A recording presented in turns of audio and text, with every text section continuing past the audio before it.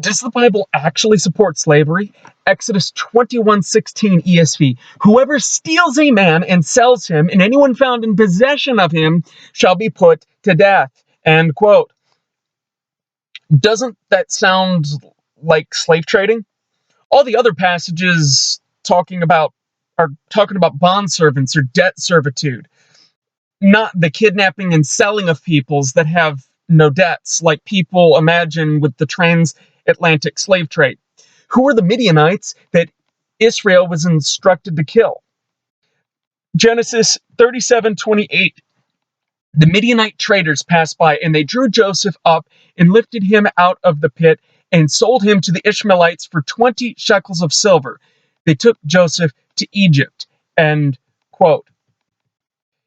There was a sect of Ishmaelites called Midianites, and these Midianites that also lived with the Hittites were literally kidnapping and selling humans. They were slave traders. Next, we are going to look at the command against the Midianites using some of the original Hebrew, starting in the ESV and then looking at what the original Hebrew actually says. Numbers 31:17 through 18, ESV. Now therefore kill every male among the little ones, and kill every woman who has known a man by lying with him, but all the young girls who have not known man by lying with him keep alive for yourselves. End quote. Strong's number 2945 for little ones here also translates to families in the Strong's Concordance. So let's reinterpret the passage based upon the context. Numbers 31:17 through 18. Now therefore kill every male family, and kill every woman who has known man by laying with him, but all the young girls who have not known man by lying with him keep alive for yourselves. End quote. This is a command to kill every male that has a family, not every male child. Rather, every male of family age, not children. Now, what about verse 18? The word for young in verse 18 is the same word used in verse 17, but it has slightly different meaning based upon the context. We have reinterpreted verse 17 to mean men of family age, and these would be military age men, as it makes no strategic sense whatsoever to kill all the little children, but leave the military aged men alive that they can raise up an army and attack you, as young children are relatively harmless. So verse 17 is talking about killing all of the men whom are of family age, military age. The word used in verse 18, however, indeed means little ones, because the noun used here is not feminine, rather it's the masculine form, indicating that there are males present among the young. Hebrew is a gendered language, such that the language that you use indicates whether there are males present or if there are also only females. And little ones feminine means only girls, but little ones masculine means boys and girls. So let's translate this properly. Numbers 31:17 through 18.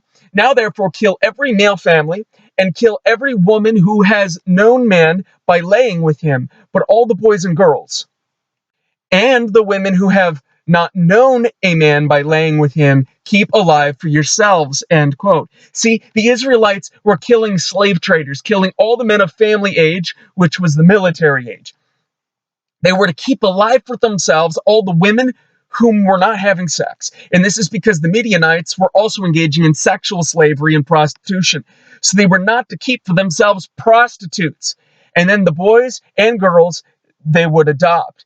This here is how that we know that the children were adopted, and this is because the Hittites were closely related to the Midianites, living in the same area and intermarrying. 2 Samuel 11:2 through 3 ESV.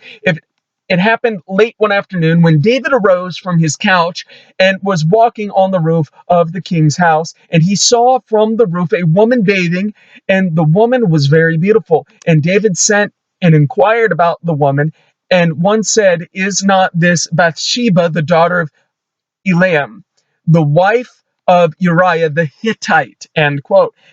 How is it that they killed every single little one of their enemies if a Hittite male was selected as a husband for a Hebrew woman? And if they were to kill the enemies and save only Hebrews from destruction, then why is it against God to kill the foreign husband and reclaim the Hebrew woman? 2 Samuel 11:9 ESV. Why have you displeased the word of Yahweh to do what is evil in his sight. You have struck down Uriah the Hittite with the sword, and have taken his wife to be your wife, and have killed him with the sword of the Ammonites." End quote. The Israelites were killing slave traders, and the men of military age and family age, and raising up the young children when they were older to be wives for their sons, and the sons when they were older to be husbands for their wives. Furthermore, if you are a nation at constant war, the birth rate is going to be lower, and the military is going to constantly shrink. Saving for yourselves and adopting children about age 7 accelerates the birth rate of your nation by 7 years, and it accelerates the replenishment of your army by 7 years in your conquest to completely eradicate the slave trade. Do you know who actually restarted the global slave trade? This is what Sharia law gets you. Quote, Sahih Muslim 1602. There came a slave and pledged allegiance to Allah's apostle on migration.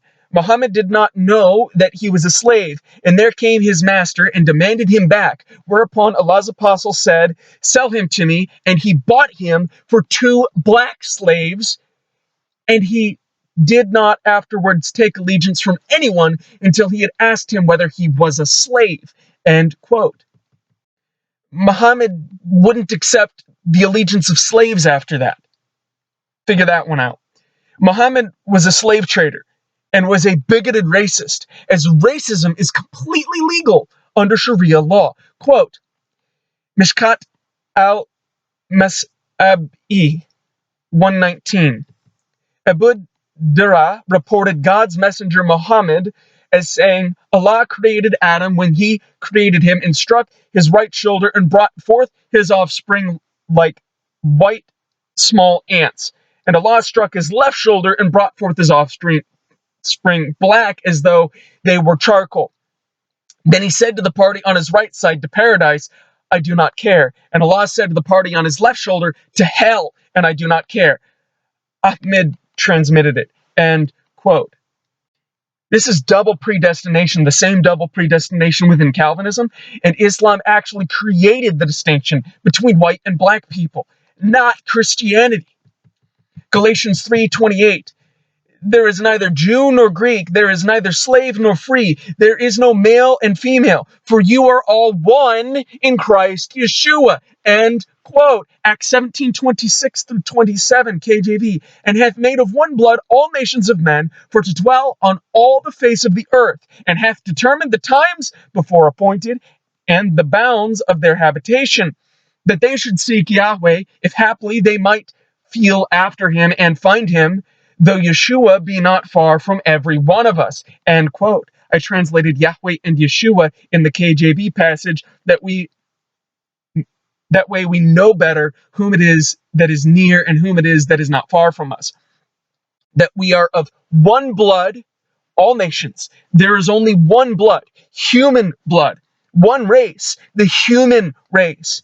Islam and its racism was given to Muhammad from allegedly an angel, but it is a different gospel than that preached by the true apostles. Galatians 1:8. But though we or an angel from heaven preach any other gospel unto you than that which we have preached unto you, let him be accursed. End quote. If you really want to see what legislating sexual slavery and such actually looks like in religion, this is what that actually looks like, because Islam actually does this here under Sharia law. Quote, Sahih al-Bukhari 51:34, that the Prophet Muhammad married her when she was 6 years old, and he consummated his marriage when she was 9 years old. Hisham said, I have been informed that Aisha remained with the Prophet Muhammad for 9 years till his death. End quote.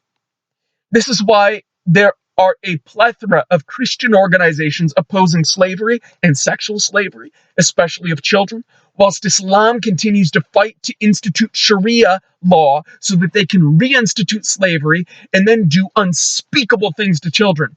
Stay informed. We're going to pray now.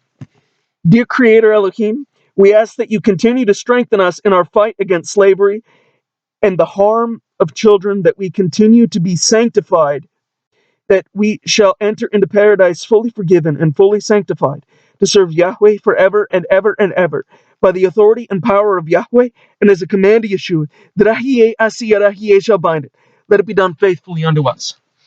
Please remember to like, subscribe, share, and participate in the comments down below, especially because we all likely know of someone that accuses Christianity of allegedly supporting slavery or racism when we know that it simply doesn't. God bless.